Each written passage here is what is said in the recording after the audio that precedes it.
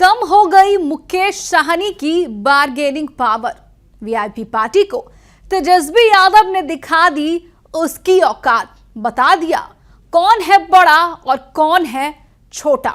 और अब महागठबंधन में होगा बड़ा खेल। जी हां, महागठबंधन में सीटों के बंटवारे का पेच अभी भी फंसा हुआ है, जबकि चुनाव बेहद नजदीक है और पहले चरण की नामांकन प्रक्रिया भी शुरू हो चुकी है, जो कि 17 अक्टूबर तक चलेगी और आज तारीख है 13 अक्टूबर।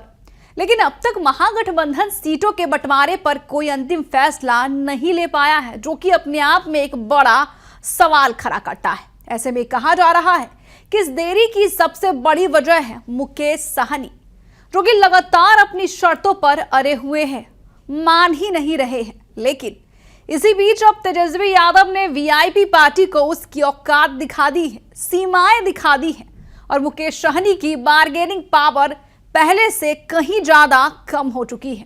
हम ऐसा इसलिए कह रहे हैं कि आखिर तेजस्वी ने मुकेश साहनी के साथ क्या रणनीति अपनाई है, तेजस्वी ने मुकेश साहनी को लेकर ऐसा क्या किया है, बताएंगे आपको विस्तार से।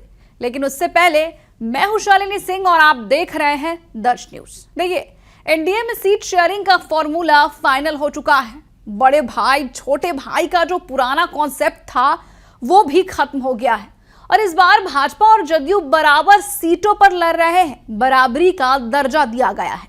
वहीं दूसरी तरफ महागठबंधन है जो सीट बंटवारे में अब भी उलझा हुआ है। क्लियर ही नहीं हो पाया है कि किसको कितनी सीटें दी जाएंगी। तेजस्वी यादव की परेशानी उस वक्त और बढ़ गई है जब आईआरसीटीसी घोटाले में आरोप तय कर दिए गए और अब सजा सुनाने की प्रक्रिया शुरू हो चुकी है।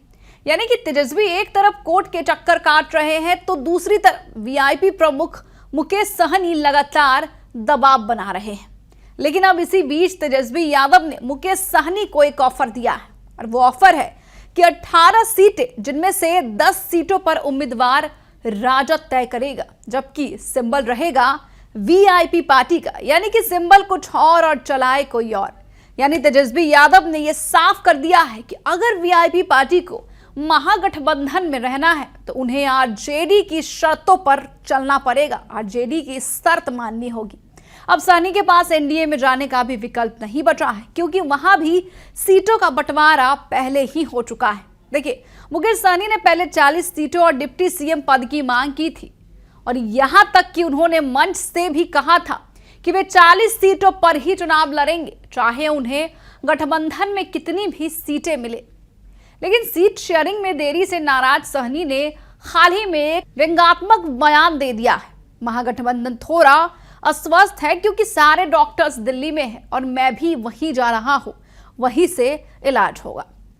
देखिए, यह सीधा इशारा था तेजस्वी यादव और राहुल गांधी की मीटिंग पर और सूत्रों की माने तो राजद और वीआईपी के बीच अब तक कोई ठोस सहमति नहीं बन पाई है। तेजस्वी द्वारा दिए गए फॉर्मूले को मुकेश साहनी ने अब तक स्वीकार नहीं किया, एक्सेप्ट नहीं किया गया है मुकेश साहनी की तरफ से और यही कारण है, इसी कारण से महागठबंधन का सीट बंटवारा फाइनल नहीं हो पा रहा है। अब यहाँ पे ये सवाल बनता है कि तेजस्वी कब अंतिम फैसला लेते हैं, लालू यादव क्या दिशा देते हैं, राहुल और तेजस्वी की बैठक में क्या नया निकल कर आता है। देखिए, उधर पहले फेज का नामांकन जारी है और ऐसे में महागठबंधन के प्रत्याशियों की बेचैनी भी लगातार बढ़ती जा रही है। उम्मीदवार चाहते हैं कि जल्द से जल्द सूची जारी हो ताकि वे नामांकन की प्रक्रिया में उतर सके, अपनी जी जान लगा सके। तो क्या महागठबंधन समय रहते अपने अंत विरोध सुलझा पाएगा? क्या मुकेश साहनी तेजस्वी यादव की शर्तों पर मान पाएंगे, तेजस्वी यादव के शर्तों पर आगे बढ़ेंगे? फिलहाल के लिए इतना ही। बने रहे हमारे साथ और देखते रहे दर्श न्यूज। बिहार की हर खबर सबसे पहले हमारे साथ। लेकिन अपनी राय हमें कमेंट बॉक्स में लिखकर बताना बिल्कुल ना भूलें।